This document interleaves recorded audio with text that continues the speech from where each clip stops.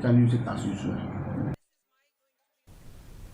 NPP senior leader and Deputy Chief Minister Sniao Bhalang Dhar stated that his party will fight hard in the elections and expects to secure a majority.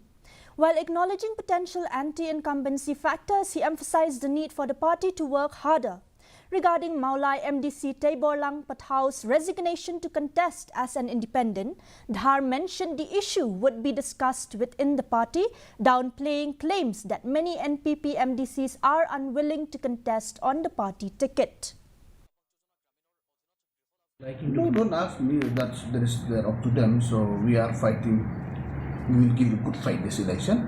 We as party, we are ready to go for election. And hopefully we will get a majority also at the same time. Don't you think there is anti-incumbency against the NPP? Anti-incumbency, I don't think so will be there. Maybe even though it is there, so we have to work hard. Simple as that. The department to finish this alternative road very fast, so they are. With